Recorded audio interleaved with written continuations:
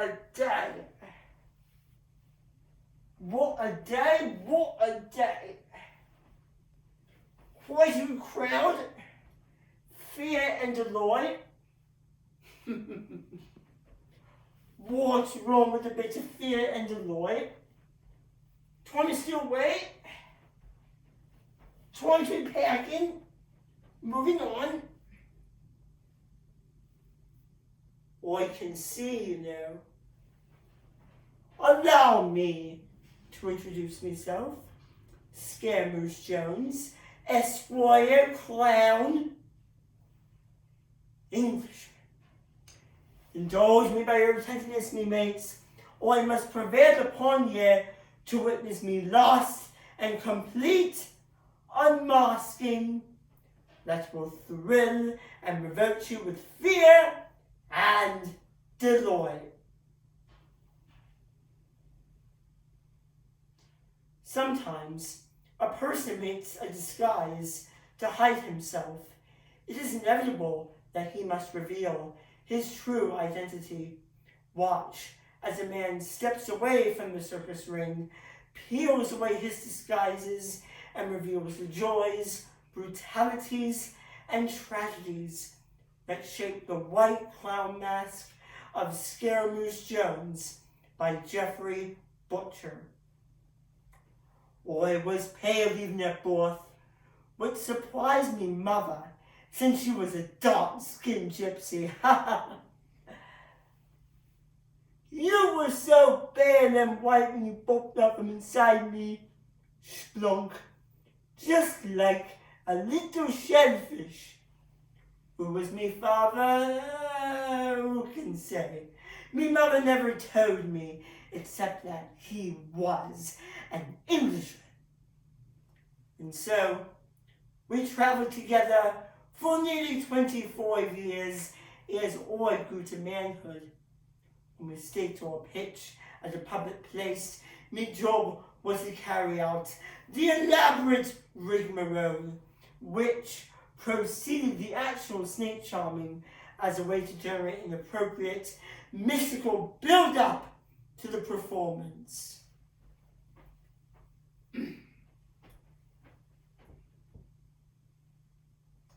A vicious pan paste made from mixing goat's milk with white clay was plastered all over our faces as ceremonial protection against evil spirits.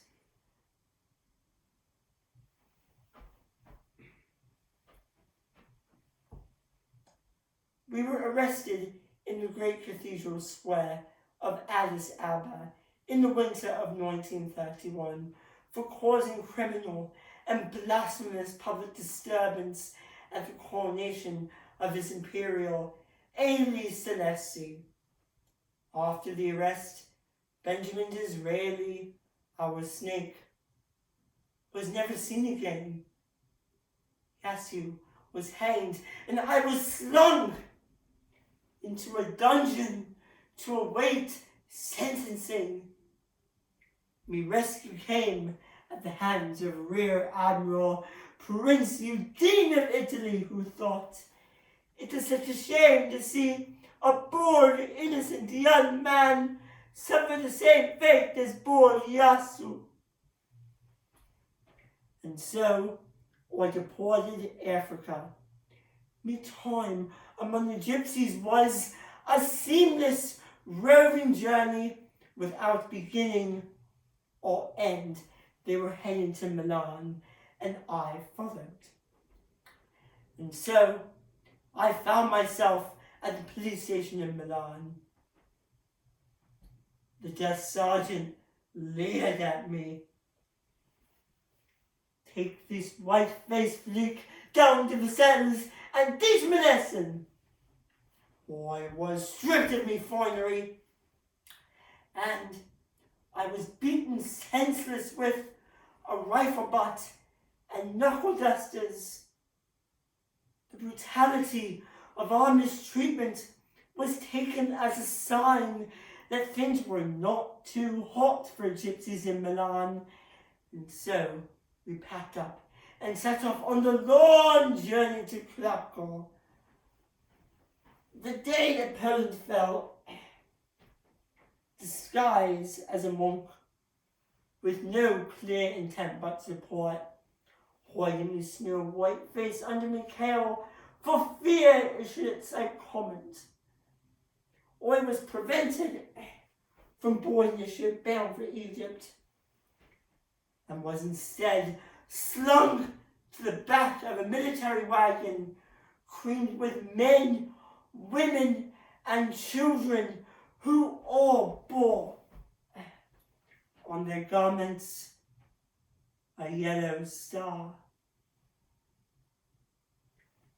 The Nazi doctors could find nothing in their books of eugenic anthropology to account for the pristine witness of me face.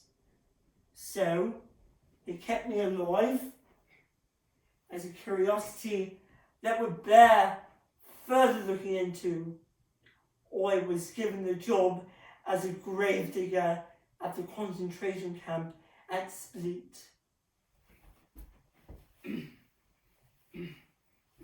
My role was to dig mass graves, even in the business of winter, when the shovel bent into the frozen earth. And then I would stand by and watch as trailer loads of dead bodies were up and into them. Huge droves of living victims were then herded to the edge of the pits.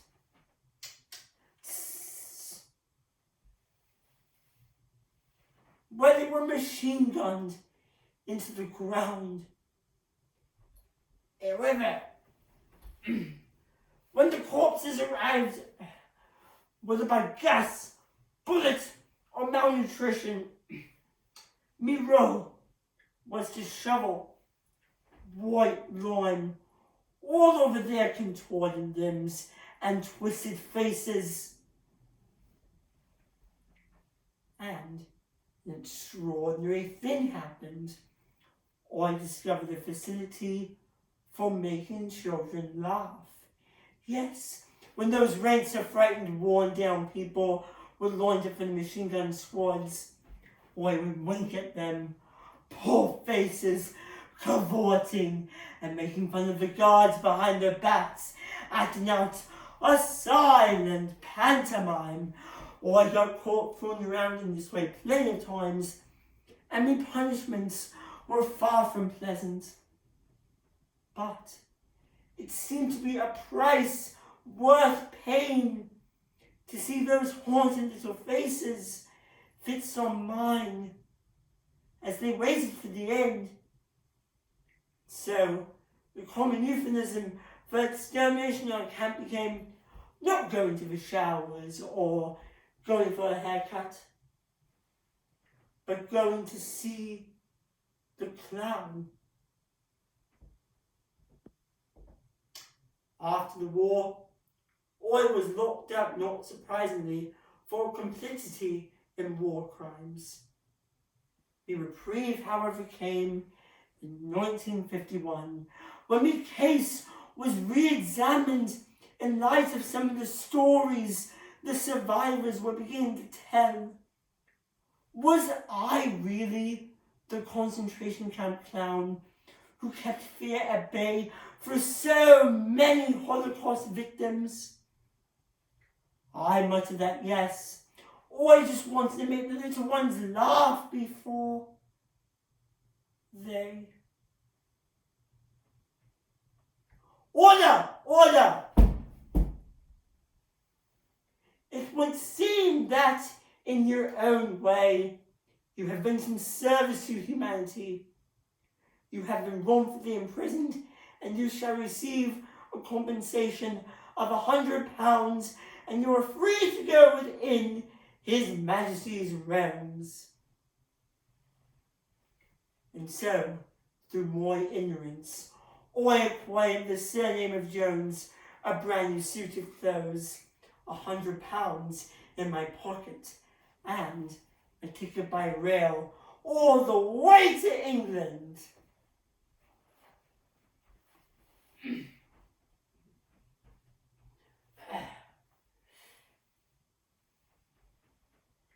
Where should I start?